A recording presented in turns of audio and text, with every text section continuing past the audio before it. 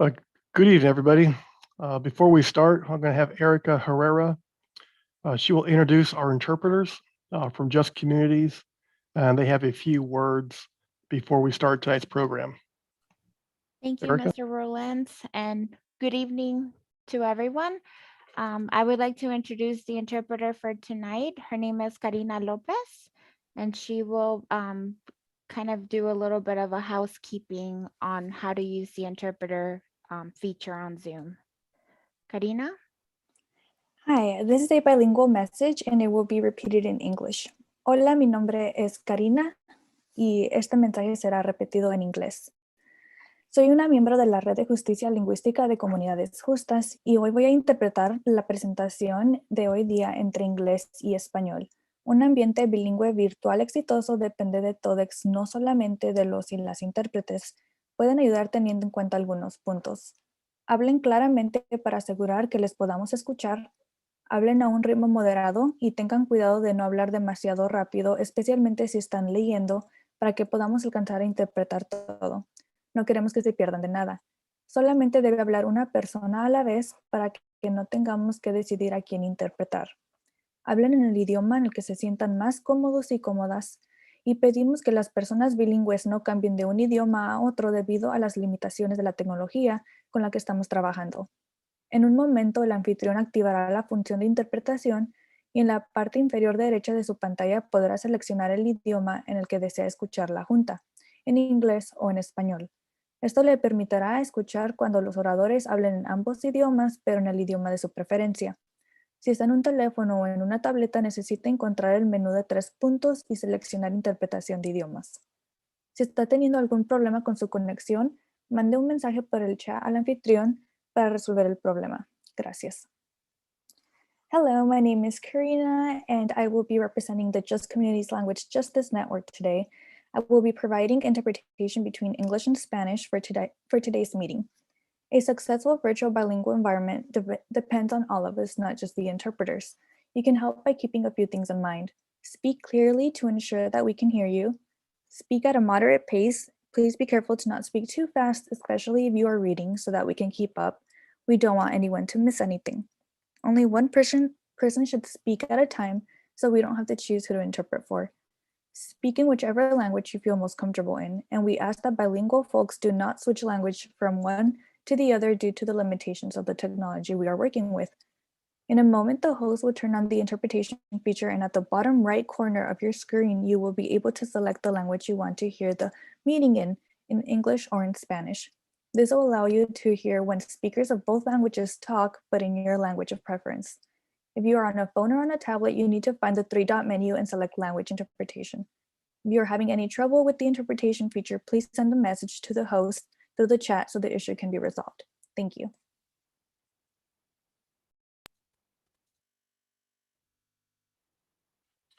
Again, welcome to our third community conversation program. May is dedicated to police and community relations. We will be holding a series of discussions on various topics in both English and Spanish. The discussions will take place every Thursday from 6:30 to 7:30 p.m. And if there is still active participation, will extend to no later than 8 p.m. Participants will be able to ask questions or provide comments. If you wish to ask a question and you have joined us via the web, please use the raise your hand icon. Once called upon, you will have 2 minutes.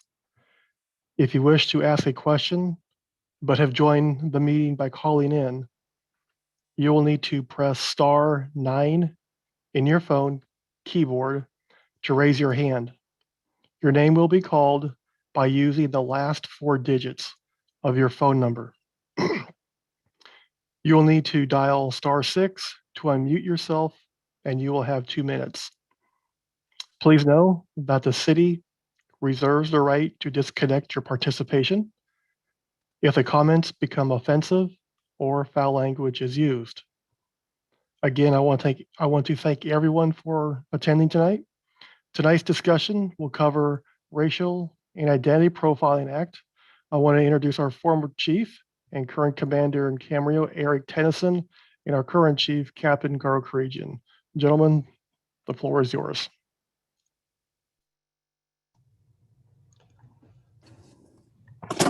Thank you, Eric. If you're ready for your presentation, you can take it away. Okay, I'm ready to go. Dave, thank you very much for allowing me the time to talk to residents of Fillmore about the Racial Identity Profiling Act. I was, as Dave mentioned, the captain out at the station there, the former police chief for about 19 months, starting back in March of 2018. So Fillmore holds a special place in my heart, and I miss that little city a lot. So I appreciate you all letting me come back to Fillmore, if only just for the night. So I'd like to share my screen here and get started in discussing the Racial Identity Profiling Act. So let me get going on that.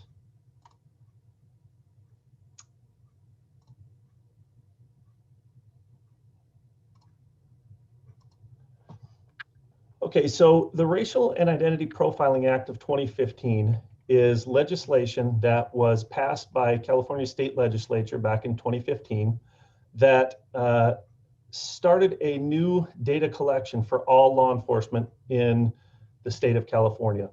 It redefined what racial identity profiling is. And essentially, it's law enforcement relying on any protected class to any degree in deciding which persons they're going to subject to a stop or to other law enforcement activities. So essentially, it prohibits law enforcement officers from stopping somebody or carrying out any other law enforcement roles just because of a race, color, ethnicity, national origin, any of the other protected classes. Examples of activities that are subject to prohibition, you can see here: traffic or pedestrian stops, actions during a stop like frisking, any consensual or non-consensual searches, seizing property. So all of the various law enforcement tactics cannot be done solely based on one of the protected classes. The legislation also created a board, a 19-member board. It's called the RIPA board. Those 19 members were made up from a number of different places. The Attorney General designated one. There were 4 law enforcement representatives, one from Cal State Police Chiefs, Cal State Sheriffs, PORAC, and the CHP. There's a public defender's designee. The governor, speaker, and president pro temp also got to nominate members to this board. And so there are members from the community, there are members from academia, there are members from law enforcement. It's a wide variety of community members and professionals from within California who are on this 19-member panel. The legislation said that this panel was going to advise the DOJ regarding the regulations that would actually be considered to be required for law enforcement to collect data. So the panel got to come up with all of the different actions and data collection points for law enforcement on every detention or every contact that resulted in a search. The RIPA board also has to analyze the yearly data. So every year, the data that we collect during the year pursuant to RIPA, we turn over to the Department of Justice. And the RIPA board gets that data and they conduct an analysis of it. And they look at the diversity, they determine if there are any issues with the data that they see in the law enforcement agency that they're analyzing. They'll work with our law enforcement agencies to analyze our policies and procedures. And they use this evidence-based research to determine if there's training needed to come up with new training and best practices. The RIPA board also issues an annual report. You can find that on the Department of Justice website right now for the previous years that they've already issued a report on. In that report, you will find findings on racial and identity profiling in the state of California. You'll find some recommendations based on the conclusions that they've drawn from the data. They break down this data in the report by each individual agency. So when it comes time for Ventura County Sheriff's Office data to be on there, which will be next April, you'll be able to go in and look at just Ventura County Sheriff's Office data compared to other law enforcement agencies in the county and throughout the state. And you'll see all of the raw data for all of the stops will be on the DOJ's Open Justice website every year. Now, the way we report that data to the DOJ is we'll collect data for all of 2021. For us, we just started collecting this data on January 1st. It will be reported to the DOJ on April 1st of the following year, and then they'll put it on their Open Justice website for anybody to look at and study. So I've been talking about RIPA data. The question you all might have is, what data are you required to collect on all stops? So for every single detention that we undertake, regardless of whether it's a proactive policing or whether it's a call for service, we have to collect a certain amount of stop data on every single person that we stop. It's by, if there's multiple agencies involved, the primary agency who has the most to do with the call is the one who's collecting it. And it's on every single individual who's detained. So if our law enforcement officers stop a car and they detain 3 people in a car, they have to do a RIPA data collection on every single person who they detained inside that car. And our deputies have to do this before the end of their shift. So before their shift is over, they're required to complete this data collection. And as I mentioned before, they submit this data to the DOJ once a year. There are some exemptions to collecting this data. If we had some sort of a mass casualty incident and we stopped somebody for a mass evacuation or during an active shooter incident, we're exempted from having to do that in an emergency situation like this. There are other situations that you can see here on a traffic stop. If it's a regular traffic, on a traffic accident, if it's just a normal accident that we're investigating, we wouldn't be doing a RIPA collection because we're not detaining somebody, we're just investigating an accident. So you can see there's a number of exemptions listed here. Like a DUI checkpoint, we wouldn't be doing a detention unless we suspect somebody's under the influence and pull them aside to do further investigation. Then we would have to do a RIPA data collection. Other exemptions are when we are in the home of a subject who has a warrant for their arrest or is on probation. Because that person's on probation or parole or has a warrant for their arrest, we do not have to do a RIPA collection on that person. But if somebody else is in that house and we take another step of further action with that person, like put them in handcuffs or arrest them, use force on them, then we have to do a RIPA collection on other people in the house if we take further steps. So here is the stop data to be reported. Time, date, and duration of the stop, the location of the stop, whether the stop was in response to a call for service, what actions we took during our stop. If we did a search, what was the legal basis for the search?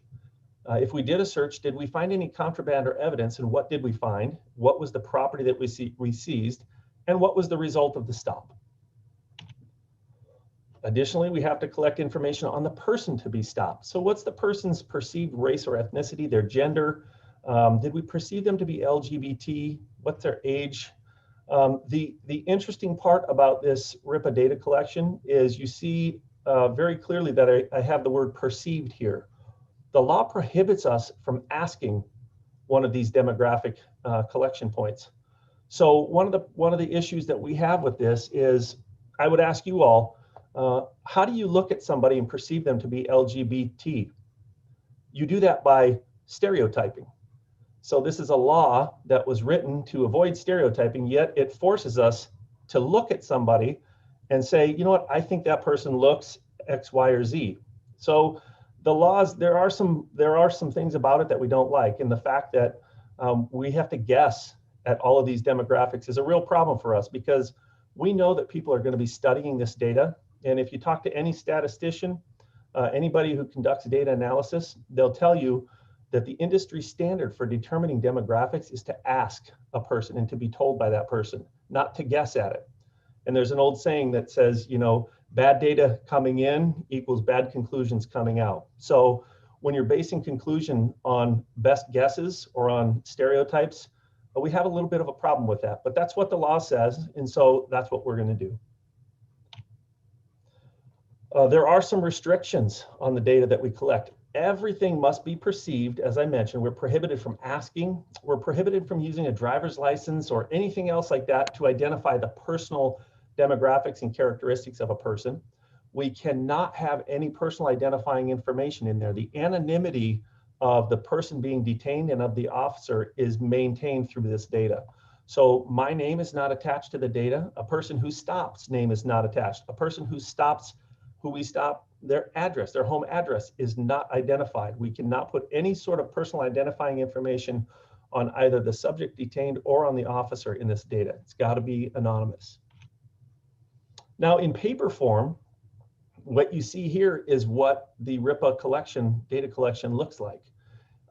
So it's actually, that's not it. It's 4 pages of data. This is a collection form, a stop data collection form that was provided to us by the Department of Justice. So what you see here is an incredible amount of data that we may be required, or we are required to collect on any person that we detain.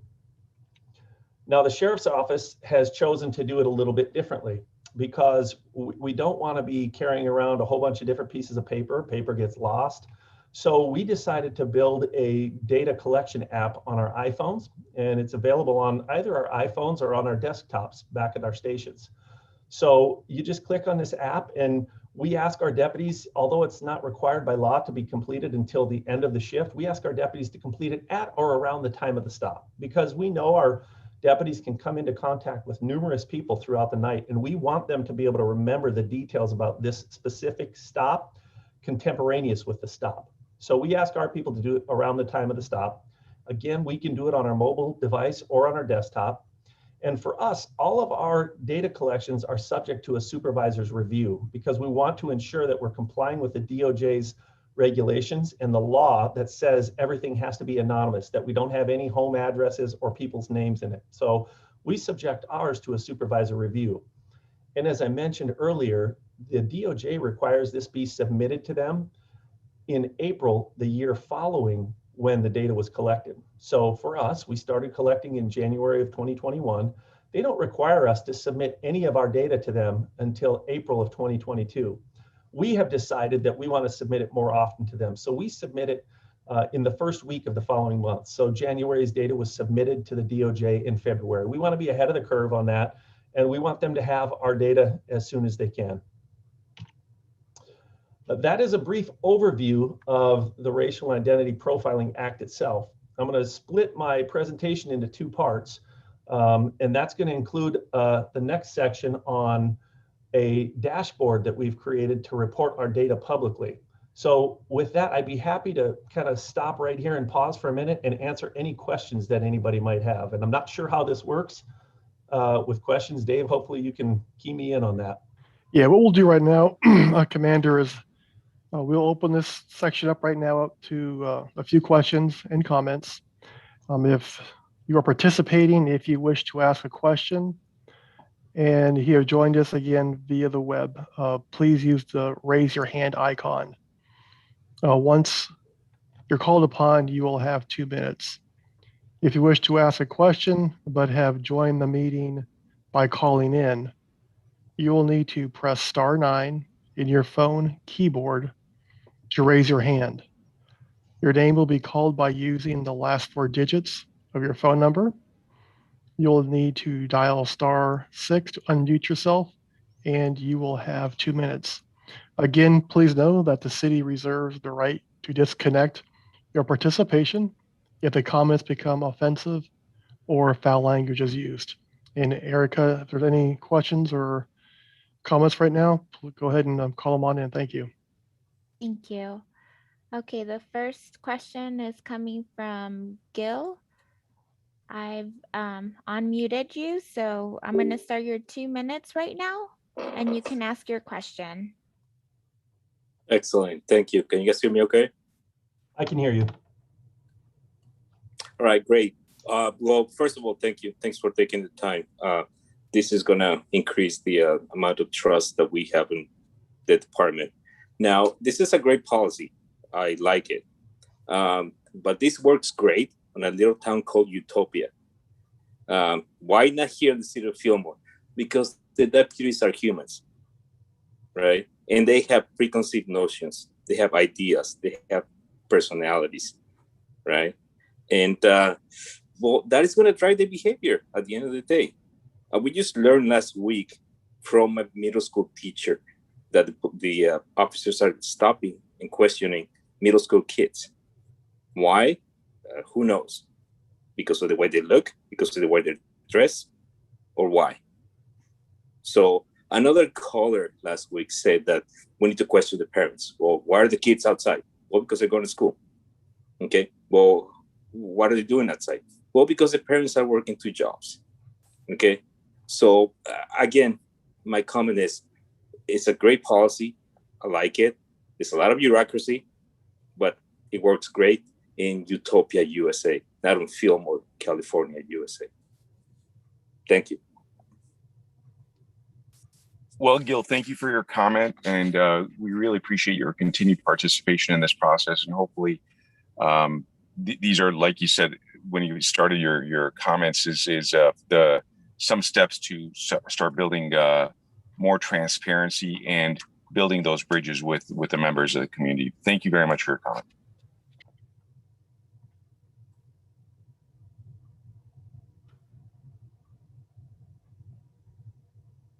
Okay, I don't see any other questions in the queue. Okay, actually, I have someone else. 1 second.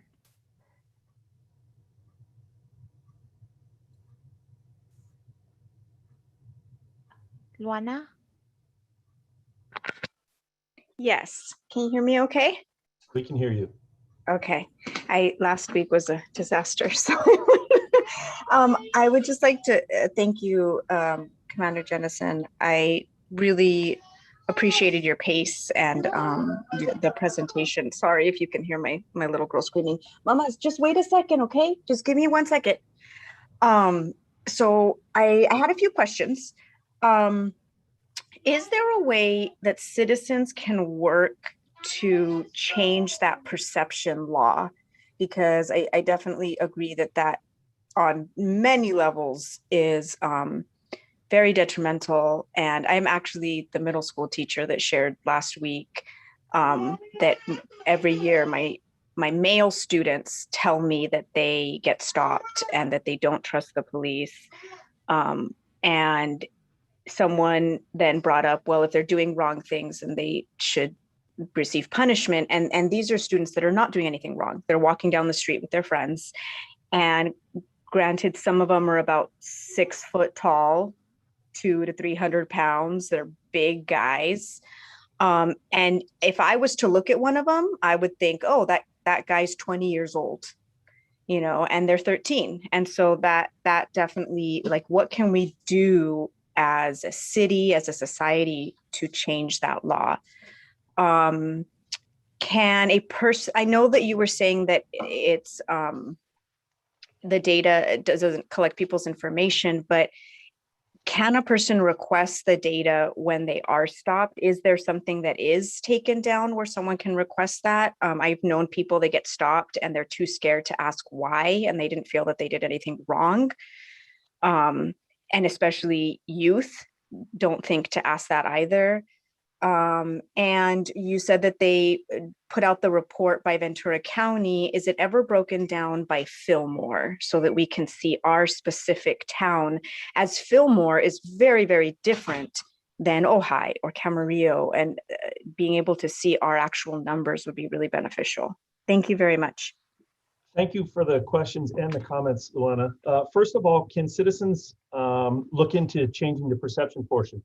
You absolutely can, by doing exactly what you're doing right now with us, by engaging with your local representatives.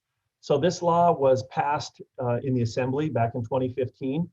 And laws that are passed can still be changed and can be modified. So by reaching out to your Assembly member and telling them about what you know about the law and what you've heard, and suggesting perhaps to them that this law be modified so that we take away the perception part.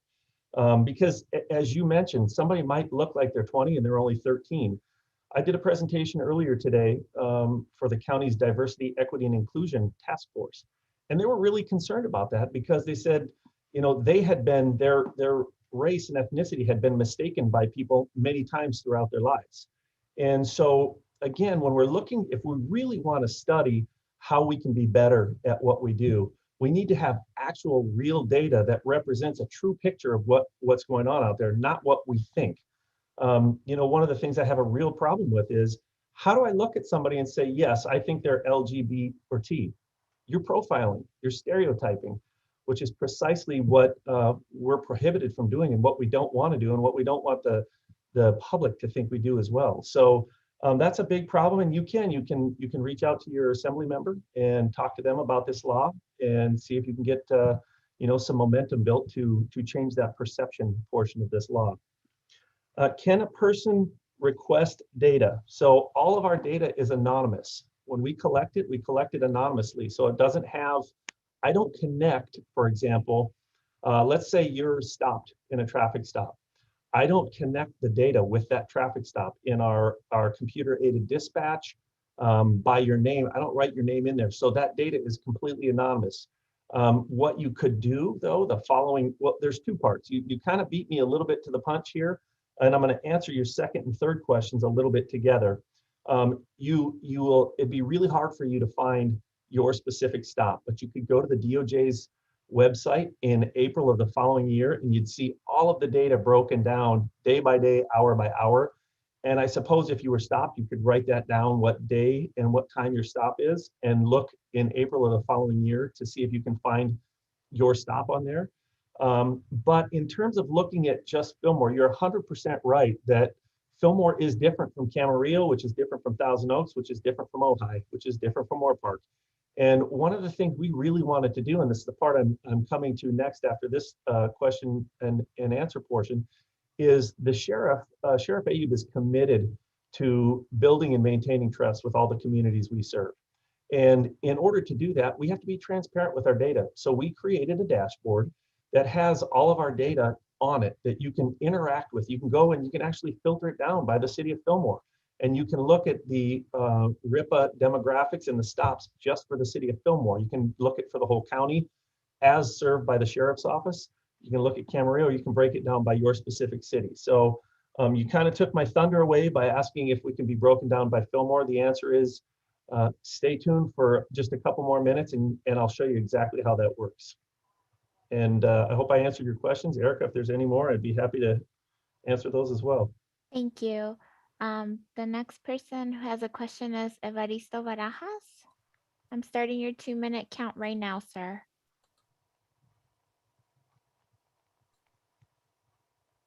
I think he's still on mute. Okay, can you hear me? Yes, sir. Okay, thank you very much for taking my question. I'm going to use one example for, I believe, was racial profiling. And I'm the true believer that most law enforcement do their job well and are good people. But again, some are human and some do make mistakes, and as we have seen. I'm going to tell you one of my life experiences here in Fillmore. And just to, I've been on the city council and I've been mayor of Fillmore for 4 years, okay? And for this to happen to me, I can see how easily it can happen to a lot of especially our youth in Fillmore.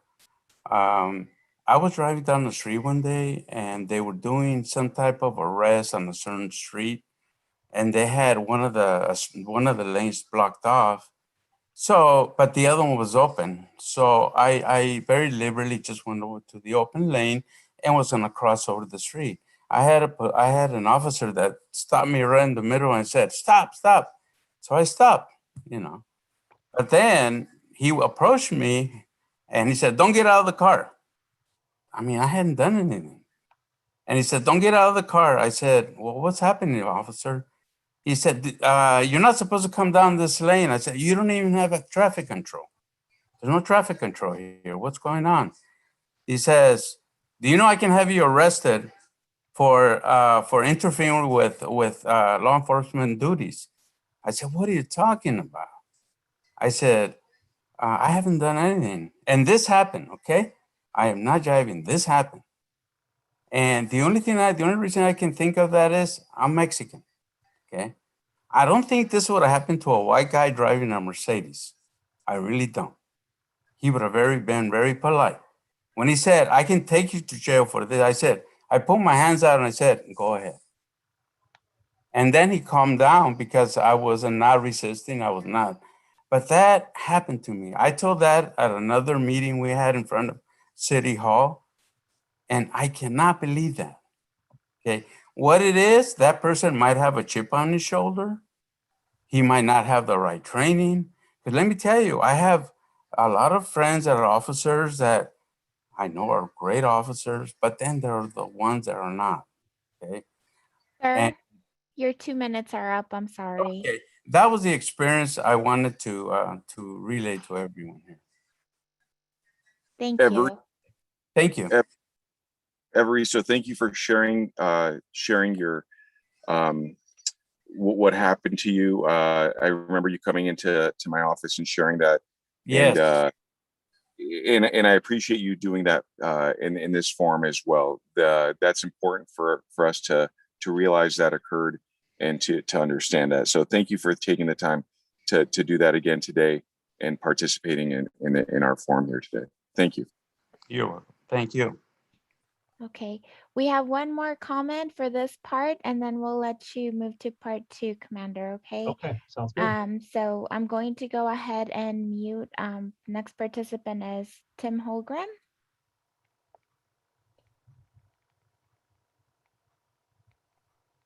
Tim? Yes. Am I Okay. unmuted? Can you hear You me? are unmuted now. I'll start your 2-minute count. Thank you. Good evening, Commander Tennyson. Before I ask my question, I want to start by thanking the City of Fillmore and the Ventura County Sheriff's Department for conducting these discussions and taking these matters seriously enough to want to engage the community like this. I want to tell you, I appreciate the presentation tonight. There was a lot of information, and I'm looking forward to your next part. And I wanted to say that I appreciate your service to the community. I've served in law enforcement, so I know how difficult it is, the job that you do, and I wanted to express my appreciation and respect for the hard work that you and the rest of the community, the rest of the members of the Ventura County Sheriff Department do every day. You protect our community and keep us safe. Now my question, you said that you were talking about the RIPA, and you said it and other participants have said it, but wouldn't the point of an anti-profiling law be to prevent stereotyping? It seems like the process circumvents the stated purpose, and I was wondering if you could explain the thinking or the justification behind why they would do that. You know, the reasons, the statement of reasons in this bill is available online, and they really, what they were looking for is, they were looking for the earliest initial perception that you have, because the thought was that potentially you might be making decisions based on your perceptions.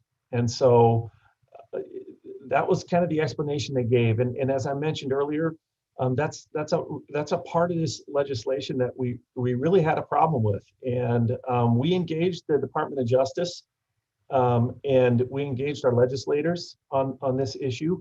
And ultimately it made it into the the signed bill. So Shirley Weber from San Diego is the author of the bill. So I guess we would really have to find out from her what her intention was as to why we do the perceived part, because it does seem to kind of take this one out at the knees, an anti-profiling bill, when it really truly requires us to make a judgment about somebody just based on how they look, which is something we've been trained not to do from day one, at least in my 23 years on the department, and also I'm sure in Captain Cragen's even longer time on the department. So we've been trained that we don't do things just based on somebody's look. We don't take actions based on how somebody looks. So it's kind of an odd part of this bill, and something that I hope our legislature will revisit at some point.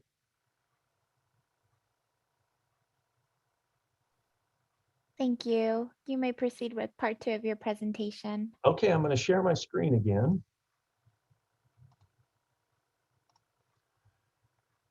All right, are you all seeing a screen with some colorful little donuts on it right now?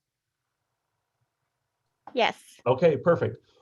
So as I mentioned earlier, in the interest of maintaining and building trust in the community, Sheriff Ayub was insistent upon us being transparent with the public and sharing the data that we have with the public. And really what we want to be is, we don't want to be the end of the conversation. We want to be part of the conversation. We want our data to be part of the conversation that moves issues along, right? We don't think that we have all the answers. We know that in every line of work, there is room for improvement, and that includes us. And so what we've done here with this dashboard is we partnered with a company called SAS. You can kind of see their logo up here in the corner. And SAS is a worldwide analytics company that really specializes in taking large volumes of data that would otherwise be really complex and convoluted. And they take it and they put it together and they put it in the form of a dashboard, and they make it easy to understand and they make it easy to dig through. Now, what we really like about this dashboard is it's completely interactive. You all don't have access to this dashboard tonight, but a week from now, we will be publicly releasing this on the sheriff's website. So anybody can go to our website. There will be a tab up at the top of the website that we've added that'll say transparency.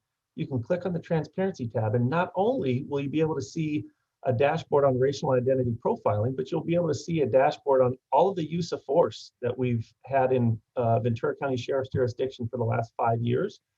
You'll be able to see a dashboard on crime and traffic statistics, both FBI and our local statistics. And you'll be able to interact with all of this data. You'll be able to look at the types of force our agency has used, how many times we've used force. And so it's an interactive dashboard that puts all of our data and information out to the public, because I'll tell you, I'm extremely proud of the work that our women and men do every single day. Do we always get it right? No, we don't. No profession gets it right all the time. But our intentions are good. And what they do, like I said, I'm really proud of the work they do. And so this dashboard and these dashboards that you'll be able to access next week at this time just serve to put that out to the public and allow them to dig into it. So let's talk about the RIPA dashboard in particular. What you see on this dashboard here is the main screen that you're going to pop up on is a demographic donut. So you'll see population demographics, suspect ethnicity, arrestee, and victim ethnicity. You'll see a legend here that tells you what colors represent which race or ethnicity. And then when you don't filter, this is a filter button for by community. So earlier, Luana had asked if we can look at specifically for Fillmore. We've broken it down not just by city, but we've broken it down by community as well, because we have several small communities in this county that, although they're not part of an incorporated city, they're their own community, like El Rio and Nyland Acres, like Piru, like the Rincons. And we also have some other Santa Clara Valley unincorporated, so that area around Fillmore. But we definitely have some smaller communities that really are a known commodity. So we've allowed this to filter down. But what you see here now, this is when it's not filtered by any specific community. This is all jurisdictions in Ventura County served by the sheriff's office. And so these are demographics. Here's our population demographics. This right here, the suspect ethnicity, that comes from victims. That does not come from sheriff's deputies. So if we respond to a call for service and a victim tells us that the subject is white or they're Hispanic or they're black, it comes straight from the victims. We don't provide anything on that. So this ethnicity right here is based on victims' statements. This is based on self-identification of the arrestee when we make an arrest. And this is the ethnicity of the victim when it's been provided to us. Down below, what you're going to see is, again, I haven't set any filters here. I haven't filtered by community. So this is all jurisdictions served by the sheriff's office. When I scroll down, you're going to actually see our RIPA data. And this is kind of the main screen by which you can investigate and focus through and narrow down and filter through our data. So there's a couple of boxes here that we've added. One thing the DOJ didn't ask for is, did you have any chance to perceive their demographic data prior to the stop? We think what we want to do is we want to provide data and context so that you all can draw your own conclusions and so that we can have a conversation about this. Well, the DOJ didn't ask that. The RIPA board didn't ask that, but we think that's actually really relevant. So we added that to our app, that little app that I told you is on our phone. We added a box to check here. Could you perceive the demographic prior to the stop? Yes or no? We also have, because we think it's important, was the detention in response to a call for service? Yes or no? So these two filter boxes are pretty important, we think. And then this box over here, this is just a sliding bar that you can pick how much time you want to view. Right now, because we started collecting on January 1st, we just have January and February right now. Before we release this next week to the public, we'll have all the way up through April's data on here. So we'll have 4 months. But what you can see for the first 2 months is that the sheriff's office jurisdiction, so that's all 5 contract cities and all unincorporated areas, we made about 9,000 detentions, all total detentions. If you go up here and you filter and you want to know which ones came through a call for service, you click yes. I want to know just the ones that were in a call for service. And embarrassingly, this isn't working right now, but normally that would filter down and it would tell you a different number would pop up here. So I'm not sure why that's happening. When you unclick it, all the data goes back to where it was. So what you can see here is you have the demographic data of the detentions on the left, and on the right we have the other things that were required by the DOJ. What was the reason for the stop? What were the actions a deputy took during the stop? And then finally, what were the results of the stop? And you can see some of the results. No action. That means you let the person go. You didn't take any action. You didn't pull them out of their car. You didn't search them. You didn't take any photographs. Citation, warning, infield cite and release, custodial arrest without a warrant. So there's a whole bunch of different things. And you hover over and it will tell you the number. And then you can look to the side and you'll see the number.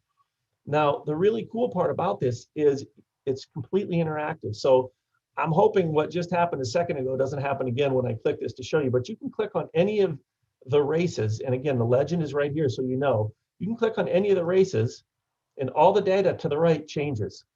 And up here on the left side is a little filter that tells you what you filtered so far. So right now, I'm looking at January 1st through February 28th, the first 2 months of the year, and I'm looking for all detentions that occurred of white subjects.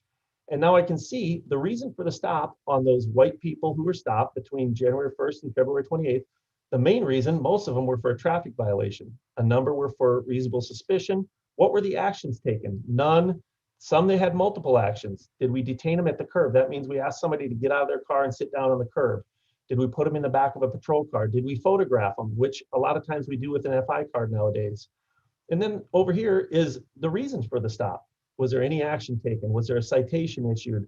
Was there a verbal or written warning? So all of those change when you begin to filter. Now you can click as many filters as you want. So let's say I want to look at every white person who was stopped during this time range, and I want to look at all of those that were stopped for reasonable suspicion. Now I can click on this, and if you look below, everything below it will change.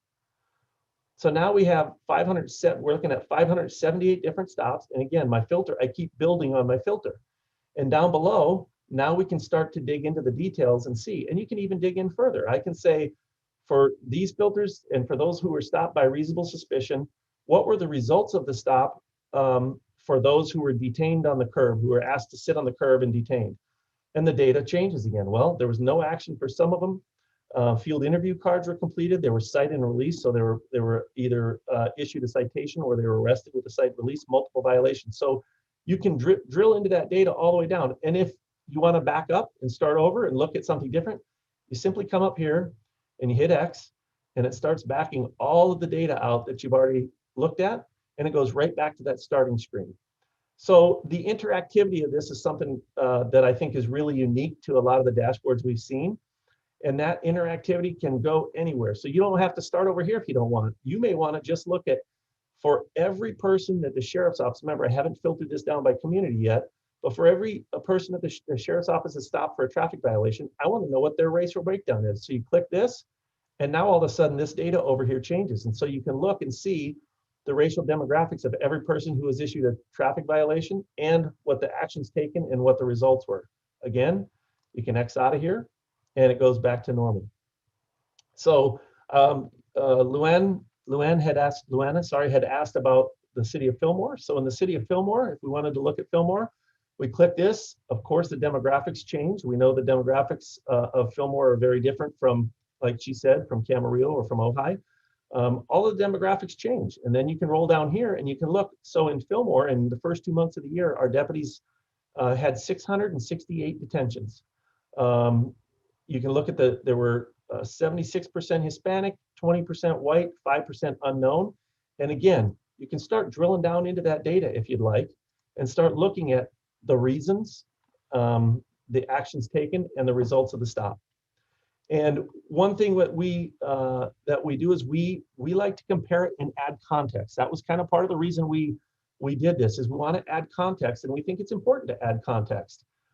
In law enforcement, a lot of times we practice the 5 whys, right? So you ask a question and you get an answer. Then you ask why again. It's kind of like our kids. Luana, I heard you had kids in the background. I have 4 kids myself, and I hear why at my house more than I ever care to hear. But you know, surprisingly, that can come in really handy sometimes. And so we want to drill down further. We want to be part of that conversation. We might be an answer to one of those questions, why? But we ask you, don't just stop there, drill down further. So earlier today, when I did a presentation, somebody mentioned that in one of the communities, Hispanics made up a certain portion of that community's population, yet they were stopped at a higher rate than what they made up in the community. Now, I don't know what the answer is to why that is, but we've provided some context, and we said, maybe this is a factor. So we provide suspect ethnicity, we provide arrestee ethnicity and victim ethnicity. It provides context so that our communities can draw their own conclusions, and so that we can be part of the conversation. And so that's really the goal here, is to be open and transparent. We're not trying to hide anything we do. All of the data comes straight from those apps, and at the beginning of every month it's updated on here. So these will be updated every month with the previous month's data, and we put it out there for the community to look at, to draw conclusions, to have conversations about. And I love what you guys are doing in Fillmore by having these community conversations. I know your police chief very well, and I know he is more than happy to have conversations with people about what's going on in the community. And so that's really what this is, and we're incredibly proud. You can look up and down the state of California and even look at the DOJ's website, and I don't think you'll find a dashboard that is as simple, as easy to use, and as interactive as ours is, and I'm pretty proud of that. So Erica, with that, if anybody has any questions on our RIPA dashboards, I would be happy to answer them. Perfect, thank you. We do have additional questions. So, Albert Benuelas. Okay, I'll start your 2-minute mark right now, okay? Yes. Can you hear me? Yes, we can hear you.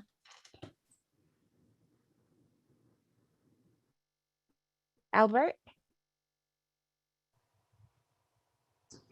Okay. So we're talking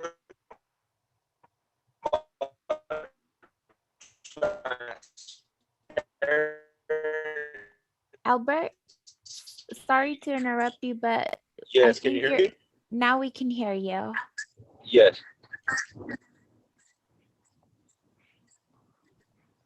Okay, thank you. So we're talking about transparency. You're showing your graphs that you want to be more transparent. But my question is to you is that whenever there's body cam footage of any kind of wrongdoing from your officers, the community has an extremely hard time getting the footage. Even me as a parent, when I want to get footage of something that happened to my son, I have to jump through hoops. I have to go to city council meetings. I have to do so many things just to see this footage that involves my minor child. And everybody else would see it, but it won't be available to me. Yes, you guys let me view it. I still don't have that footage in my possession. And I want to know why, or what we have to do to work together. That if the parent of the minor wants the footage, it should be made available immediately. And I think that would be true transparency. We shouldn't need a subpoena to find out what's going on in the truth. We shouldn't need a court order. We shouldn't need city council to get involved. I mean, it should be a policy that if my minor child was involved in whatever altercation with the police, that footage should be made available to me without having a subpoena. What is your suggestion for us moving forward to get something like that done? And what do you think about making footage available to the parents of minors involved in any cases? Thank you very much. So, Albert, I'll take this one. I was pretty involved in that situation involving the body worn camera footage. I actually was the one that showed it to you with the city manager a couple of weeks ago. There were some other circumstances associated with that that you had said some things that caused some concern, and that's why there was a delay in terms of showing that. I've shown body worn camera footage to people in the past, as has I'm sure Commander Tennyson and other station chiefs of police. There are also rules regarding the release of body-worn camera footage that's regulated by the California Public Records Act. So the release of the footage is something that's there's actually a rule, a law in place that regulates that rule. So that would be the simplest process in terms of the release of the body-worn camera footage. But in an effort to increase that transparency, some of the times there's that process is sped up so that you can see it sooner, because a lot of times once you see what it is, it alleviates some of the concerns that people build up in their mind as to what it is that occurred because they have not seen it. Garo, if I can add to that too, in addition to the rules that are required, we have to do a lot of redaction as well. So as part of those body-worn camera videos, you might have a 20 or 30-minute long video. There are times that we have to redact faces of other people who are involved before we can release it to the public. We have to redact, let's say you're at a house and the video captures the numbers on a house. You actually have to redact the numbers. Let's say the video captures a license plate on a vehicle, you redact the license plate. So it's quite a lengthy process before we actually release it to the public, of steps that we have to take. Again, kind of like the RIPA law that I talked about, where as part of the law, we have to maintain the anonymity of the people who are involved. We also have to do that for people who are not involved. And so when you're talking about a lengthy body-worn camera video, the process for doing the redaction of faces, of names that might be released during the conversations that are picked up on the body-worn camera, that can be a very lengthy process. And I'm not speaking to your situation at all, because I don't know anything about it. Just in general, releasing body-worn camera footage is not just as easy as making a couple of clicks and releasing it to the public, because there are so many rules that are involved in maintaining anonymity for uninvolved people who might be captured in that interaction. Thank you. Gil?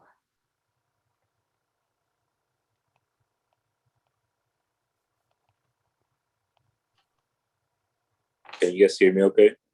Yes. I'm starting All right, well, thank you. Thank you. Well, a couple of things.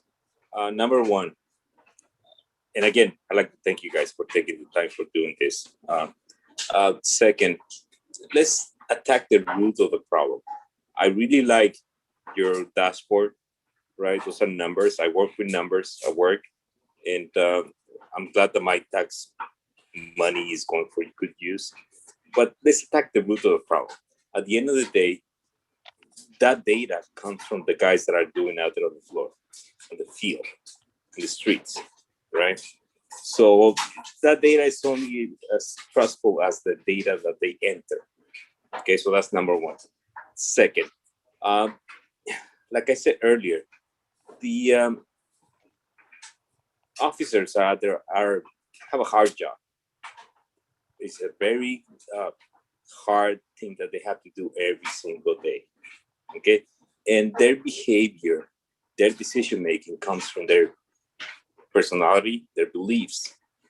Okay, last year was a really hard year, and we discovered that there's a number of groups, right? Like the Proud Boys, the Boogaloo Boys, the 3%ers, the Oath Keepers, the QAnons. And we also discovered that a lot of those guys are ex-police officers, ex-fire department guys, ex-city employees, things like that. So my question to you is, what are you guys doing to prevent that those individuals employed by the police department right now, by the sheriff's department, don't have that type of philosophy. The reason why I'm asking this is because, like I said, their behavior is driven by their philosophies. Okay. Now, second question: how many of the police officers that are roaming the streets right now, that are patrolling the street, live in Fillmore? The reason why I'm asking this is because I live here in Fillmore for 32 years, and I have pride in my town. Okay. If you don't live here, you don't understand the community. Okay. So what are you guys doing? Number one, to prevent that those guys, those officers that have that type of philosophy are not employed. And second, what is the corrective action to find that one of those guys is employed? Okay. Thank you. Thank you. Gil, I'll take a stab at your question. And I'm going to kind of do it in reverse order.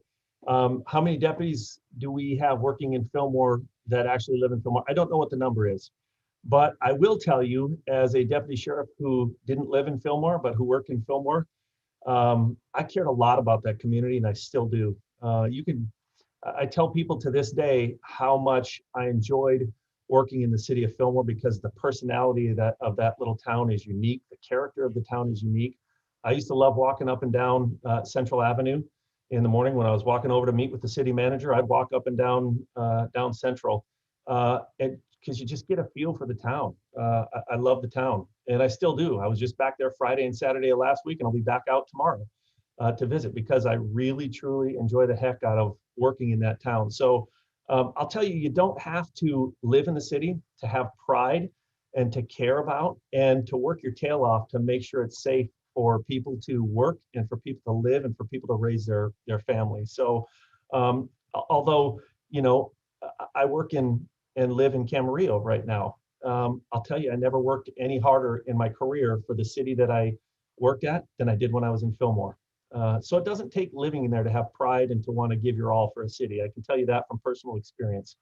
As far as looking at or making sure that we don't have people within our ranks who have belief systems that are rooted in racism, like some of the groups you talked about, I would encourage you to go to the Sheriff's Office website. And if you go to our homepage, you will find down at the bottom a link. It's called Public Resources, and it's down on the lower left-hand corner of the Sheriff's website. And under Public Resources, hold on, let me find it exactly for you. Oh, I'm sorry. Go to the tab, the icon on the bottom, the tile that says VCSO Overview. And you'll find a document that's about 10 pages long. And it very thoroughly details our hiring process, our backgrounding process. It talks about what every single deputy has to go through before they even get hired to go into the Sheriff's Academy. And what you'll find is it is a hiring and a backgrounding process like no other profession has. Doctors, nurses, teachers, nobody has a background process like we have. For all of the applications that we get, only 1% of the people who apply to become a deputy sheriff make it through the background process, make it through the hiring process, and then graduate in academy. We're talking about hooking people up to a lie detector. Every deputy sheriff that you see wearing tan and green, every police officer in the state has to take a polygraph examination to become a deputy sheriff, to even be considered to go into the academy. We have a series of interviews where the background investigators look for inconsistencies from one interview to the next. We have background investigators who will go out to your neighborhood in a surprise visit and visit your home when you're an applicant and go in and they look for things like cleanliness and neatness and orderliness. They'll knock on your neighbor's door completely unannounced. You have no clue. They'll knock on your neighbor's doors and find out what kind of member you are in the community, what your standing is, how you behave in the community, and what they think of you. So this is a process, and I encourage you to go read that document. I think you'll learn a lot about the hiring and the backgrounding, the psychological examination that we go through, along with the polygraph tests that we take. You'll learn about the training, about the bias and discrimination training, the use of force training, the de-escalation training that every one of our deputies go through. You'll learn about accountability, and that accountability through the body-worn camera policy that we have, which also, by the way, you can find on the Sheriff's website, that tells you exactly how we have to use our body cameras and when we have to use our body cameras. You'll find out about our policies and procedures that deal with discriminatory behavior, hate crimes, conduct and ethics, bias-based policing.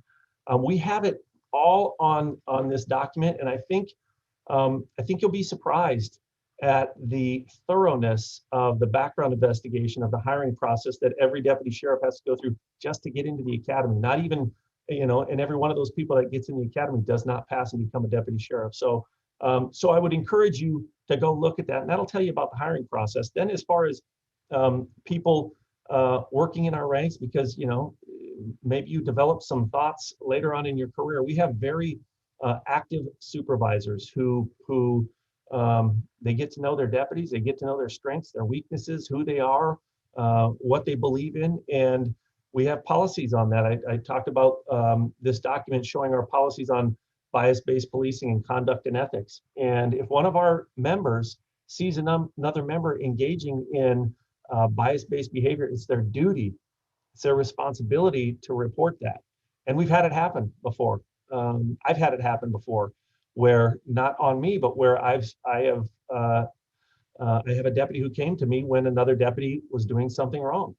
And we take that very seriously, because we know that our trust and our credibility that we have with the communities, if we don't have that, we don't have anything. And so we really focus on that. We pay attention to it. And that's really a big part of what we do. Thank you.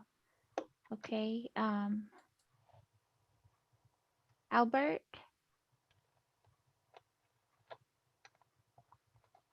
I'm starting your 2-minute mark again, okay? Thank you. So you talk about credibility here, and it's kind of a slap in the face when we have our minors. A lot of our minors be getting charged with street terrorism. As you and I both know, when 2 or more people commit a crime, the DA likes to pick up street terrorism. Again, that in itself is considered is a strikeable offense. And a lot of our Hispanic youth, when they do when they do something again that I agree is completely wrong, say they do a beer run, or say they do something extremely, that I disagree with, that is breaking the law, but your officers hit them with street terrorism, or suggest and go and testify as experts, saying that these children are street terrorists, are gang members, are hardened criminals. It's hard to take your word, and you say you guys have all this training and all these things, but if you and I both know, if you look at your criminal justice system in Ventura County, you do not charge any young Caucasian males with street terrorism. It doesn't happen. When both of them commit the same crime as 2 Hispanic youth in Fillmore do, you would charge the Hispanic youth with street terrorism because you guys will say, well, he was on probation, or his friend is an associate. I've seen it happen dozens and dozens of times. There's plenty of children that I just spoke with at the One Step today. Again, it's Thursday. Every Thursday I speak with these children, with the youth in Santa Paula, with the youth in Fillmore, the probationers. They tell me their stories. They're like, yeah, man, I got hit with street terrorism. Or they try to put me on the gang file because they said that I'm associated. We all live in a small town. We're all associated to everybody one way or another. To label us all as criminals or gang members, or an associate, or a street terrorist, because 2 or more people commit a crime, is not right. And I would like for you to hear your 2 cents on that. Thank you. I see Gaurav unmuting, so I'm guessing you're gonna go with this first.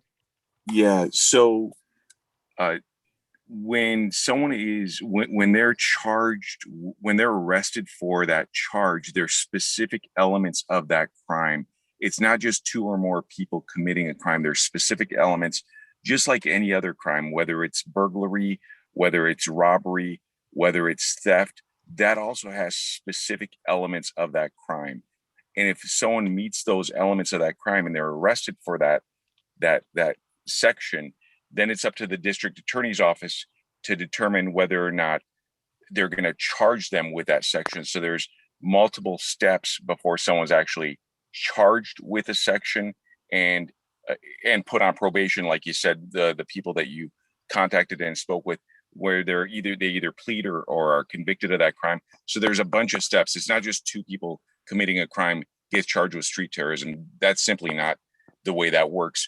There's elements just like any other crime, and that's a section, that's a penal code violation. So that's how that would be worked into a charging section. And if I can add to that too, that Mr. Penuelas, we've never said that all the minors in Fillmore, at least I never have, and I'm quite certain Captain Couragean hasn't either, that all minors in Fillmore are criminals or gang members. I know a lot of people who were born and raised there of various races and ethnicities who are not gang members and who are not criminals. So we don't paint with that kind of a broad brush. And as Captain Couragean mentioned, Penal Code Section 186.22, which is participation in a criminal street gang, has a whole bunch of elements that you have to meet before you can charge somebody with that crime. And then just because a deputy sheriff arrests somebody for it, the DA's office has to review the entire case and believe that the elements of the crime have been met. So there's several layers of review before a person even gets charged with it. And then even after a person gets charged, of course, in a criminal proceeding, a jury is really the one who decides whether the elements of the crime have been met and whether the district attorney's office has met that burden of proof and proven beyond a reasonable doubt that, yes, based on evidence and testimony at the trial, the elements have been met. So there are layers and levels of review that it's not like we as cops just go out there and paint with a broad brush big groups of people and say, oh yes, they're a gang member, they're not a gang member. We look at each case individually, and we look at that very carefully. And we don't want somebody being convicted for something that they're not doing. And we don't, I mean, Captain Couragean and I may never be able to convince you that we look at each case individually on its own merits. But I'm very comfortable saying that that the crimes that are investigated under my watch, the crimes investigated under Captain Couragean's watch, are done with a look at the individual crime and the totality of the circumstances surrounding that crime, and that they're not lumped together because of a race or an ethnicity or anything like that. I'm very comfortable saying that. Thank you. Tim Holgram. Hello again. Commander, I just wanted to make two really quick comments. First of all, that the dashboard is amazing. I hadn't seen that before, and I really appreciate your demonstration of that. And then also, I just went wow from your description of the background checks and the hiring process. That's pretty rigorous, and I appreciate that we do that here in Ventura County. Thanks. Thank you. Thank you. Luana Barajas. Hello again. So I did want to add, I have two questions, but I wanted to add a little clarifying comment that piggybacks on what Albert had said. And I think I know that I've heard him speak, and I don't believe that the sheriffs in town, are painting with a broad brush. But I think that what he meant, hopefully I'm correct with this, is that a lot of the youth, a lot of the male youth in our community, a lot of our Hispanic male youth feel that that's how the sheriffs feel towards them.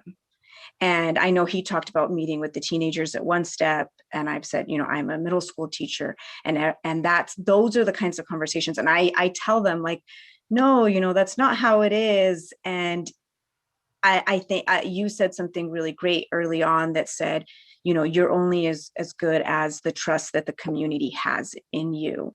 And so I think that, and I know Albert is very passionate, especially because he has a personal stake in this from hearing him speak, that what we're trying to say as a community, as adults that interact with children in our community, is that right now the trust is not there coming from our male youth. And I think that that's a problem for the sheriffs. That's a problem for our youth. And so something that we really need to look at it in community and figure out how that can be resolved. My next question is it possible to add age to the website that you were showing us, as that seems to be a very big concern of a lot of people, the age of the people that are being stopped, because age wasn't on there? And then you had said that that is for us to look at so that we can have conversations. Will the county be holding community, oh shoot.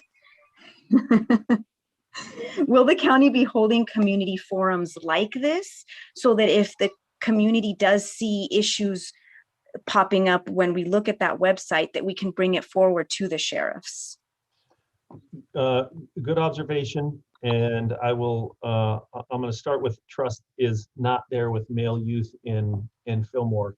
I know when I was there, even though 19 months is a short time, I went to One Stop and met with Kate English, who was the director of One Stop at the time, or I'm sorry, with One Step, I'm sorry. And I spent time over there with some of the kids. I got to know some of the kids there. I know Captain Couragean has done the same thing. I know since Captain Couragean's been there, we've added an SRO. And it's important to us to build trust with the kids. And how do we do that? We do that through more interactions where people aren't afraid of seeing us in tan and green. We do that when the interactions where they see us as just other humans. I know we've promoted a program for young disadvantaged boys in Fillmore through RM Piles Boys Camp, where we worked with the school district to send 20 plus boys to Fillmore, or to the Piles Boys Camp. And I went up there myself and stayed the night and spent some time with our Fillmore boys when they were up there for their 2 weeks at the camp. And I intend to do the same thing. You know, it's been shut down last summer, so I didn't get to do that here in Camarillo, but we're going to be opening back up this summer. And I intend to do that with the Camarillo boys that we nominate and send up there this summer. So we do things to try and build the trust. And these are things that I'm quite certain you probably didn't know about, because we don't go advertising the things we do. But we do take actions every single day to try and build relationships, to try and break down the walls of mistrust. We encourage our deputies, and I remember being out there at one point and seeing in the Fillmore Gazette, we encourage our deputies to go spend their lunch break at the school. If they see kids out in the field kicking soccer balls around during recess, get out of your cars, go out and hang out with those kids and kick a soccer ball around, shoot a couple of hoops with them. We saw pictures in the Fillmore Gazette of our deputies at the school playing on the soccer field with the kids. I've still seen, and I still look at the Gazette occasionally, and I look at Facebook occasionally. I see our deputies at the Boys and Girls Club very regularly interacting with the kids there. So some of the things you see visibly in public that we do, and some of the things you don't see, and you would never know about it if I'm not here telling you. So what I want you to understand is we're not perfect, far from it, but we do make attempts to break down those barriers of mistrust and break down those walls. We do make attempts every single day to let the kids know that we are human beings, because that's, in my mind, that's how we're going to break the cycle of this mistrust, is just one kid at a time, one interaction at a time. And we do it regularly. So we do make those efforts and those attempts. Now, as far as putting the age on the dashboard, we did not put the age on the dashboard. We focused primarily on the race and ethnicity, because that really, the national conversation and the state conversation and the local conversation focus overwhelmingly on race. There are so many other demographics, that the perceived demographics that the DOJ requires us to collect. We simply don't have room to put everything on. The more you start cluttering, and we really messed around. We spent about a year developing these dashboards, and we really messed around with a bunch of different ideas. And when you put too much on there, it just becomes cluttered, less easy to understand, and less interactive. And so we really looked and said, what are the core issues that we're seeing out there? And everything we're seeing really centers on race. And so that's why that's the one thing we put on there. That's what we're going to leave on there for now. When you see it next week, when you can go and start kind of looking through the data, you'll see just what you saw today. And we're going to leave it that way for a while. We'll reevaluate again as time goes on, but that's how we're going to leave it now, just for the ease of use and for the the ease for people to see and interact with the data. Thank you, Commander. Okay, Albert. Well, Commander, I guess we could start with mistrust. Again, the community is saying that there is no mistrust, that there's very little trust with the youth. You're hearing these from your constituents, and when I hear your response, all I hear is the wonderful things you guys do, the training, the wonderful, all these great things that you're talking about, and I get it and I understand. But the problem is right now is that the community is telling you that we do not trust that not everybody, of course, because I know a lot of great law enforcement, but the youth is having the issue where they're being harassed, and we're telling you directly that it's a problem, and you're not confronting the problem. You're just telling us all the wonderful things you do. And let me tell you something about Pios Camp. I know about Pios Camp. I know about these programs that you do, but that's not what we're talking about. We're confronting you with the issue that our youth have mistrust and are being harassed. And you're not asking us, how do we fix this? What should we do to make this better? You're just telling about all these wonderful things you guys do, like Pios Camp. I'm going to give you some information about Pios Camp. My cousin died at Pios Camp. My cousin Jose Sandoval, at 12 years old, died when you guys took him to Pios Camp. I never saw him again. He's buried at the Fillmore Cemetery. He died at 12 years old. So yes, I am aware of these other programs that you guys have aware, and I have lost family there. So please, when we tell you, the constituents of Fillmore, that there's a problem with the police, don't tell us about these wonderful other things you're doing. Confront this problem. Let's figure this out together. Let's make our city better. Let's have better community trust. As I told Sergeant Captain Garo, if we're getting all these young buck cops that just want to come in and play and be cowboy here and then move somewhere else in 2 years, we don't want that. Bring in Nichols, bring in Robert Medina, bring in the old timer cops that just want to come here and retire and want to treat the community, as their own, instead of coming here and treating the community as a stepping stone to a better career. Again, I know about your wonderful programs. I appreciate them. I lost my family to your program. My cousin died at Pios Camp. I'm sure if you do a little research, you'll be fully aware of who he is, Jose Sandoval. Thanks, So, sir. I appreciate you guys. Thank you very much for your time. And Yep. Thank you, Albert. Thank you for your comments. And obviously, I wasn't aware of the loss of your cousin. Very sorry to hear that. And I know I can hear the passion in your voice, and that's something that these conversations are working toward in terms of increasing that trust with the community. And I think that Commander Tennyson echoes those thoughts. I don't want to speak for him though. Yeah, I am aware of your cousin, and I'm sorry. I'm certainly sorry for your family's loss, and I am aware of the circumstances surrounding that as well. I'm aware of the history of it. It seems like what I say is not going to satisfy. We talk about mistrust. How do you build trust with people who don't trust you, other than by going and having face-to-face conversations with them, right? And that's what we do. I'm not talking about wonderful programs to get accolades. I never mentioned those programs. The sheriff's office doesn't do press releases on those programs. We just go do it. I brought it up to you, sir, as an example of some of the things we do. When I go and have conversations face-to-face with kids, that's addressing issues of mistrust, and that's building trust. When we go into the schools and we interact with kids and we mentor kids, that's how you break down barriers and walls of mistrust. We do it. I'm not telling you about wonderful programs. I'm telling you about boots on the ground, what we do. We actually go down and we have face-to-face conversations with kids, and we build relationships with them. So we're not doing it to toot our own horns. We're doing it because we believe that is how you build relationships, by having face-to-face conversations. And when I was visiting with kids at One Step with Kate English when she was over there, I had kids tell me about their interactions with cops. in Fillmore, and I'd look into those. And if there was something I could find that I could address, I would absolutely address it with our deputy sheriffs. We did that regularly.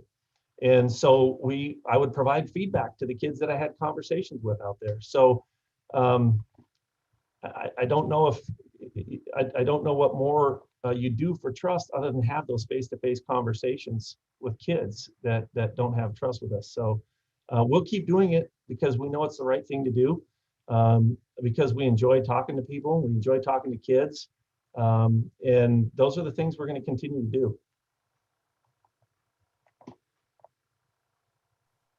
Thank you, Commander.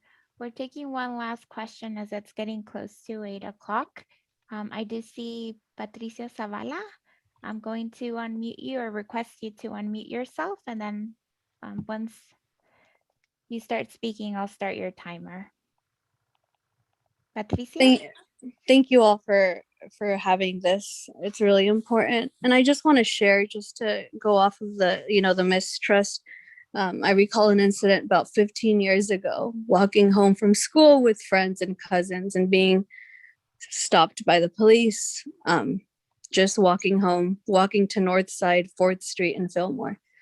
And the officer asked what we had in our backpacks. Well, we were walking home from school. Obviously, we had all our school supplies, but he asked to search our backpacks.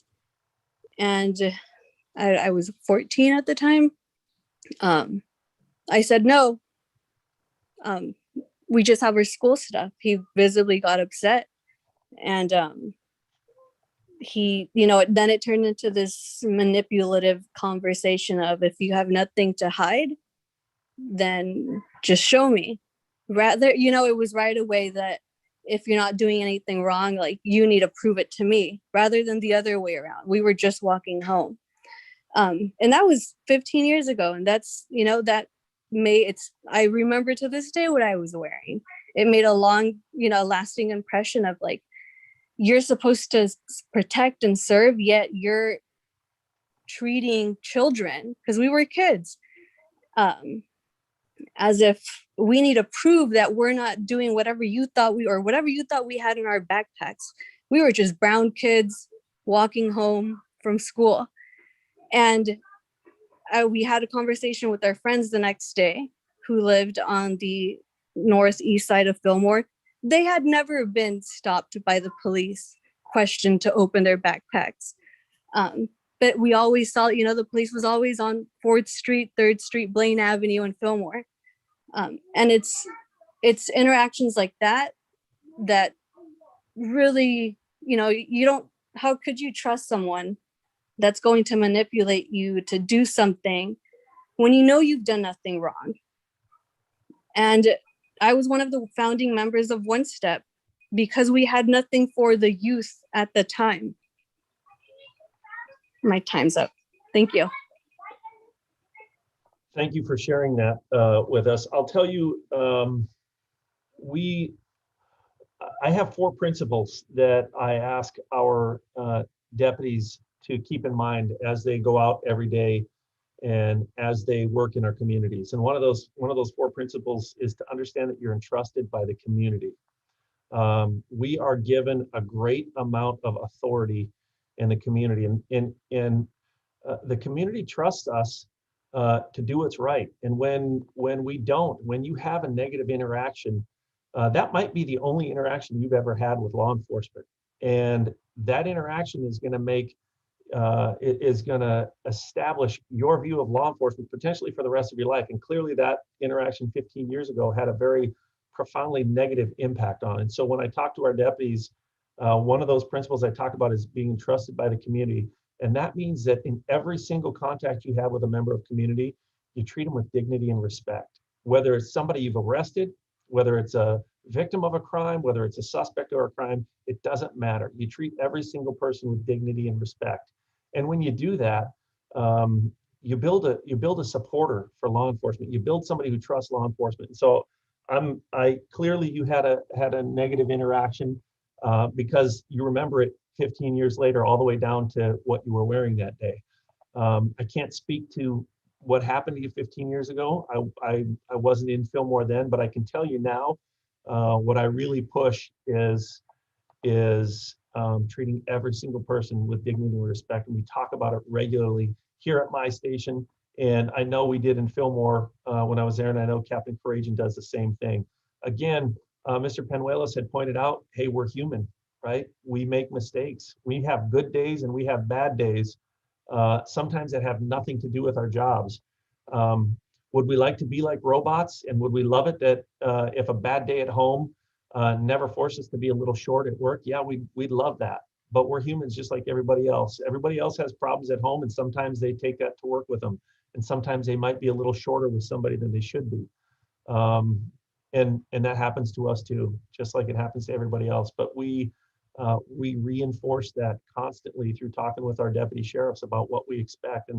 And I've been out to Fillmore since Captain Couragean is there, and I know he regularly goes over his expectations with his deputies, and that's the same thing, that we treat everybody we come into contact with dignity and respect.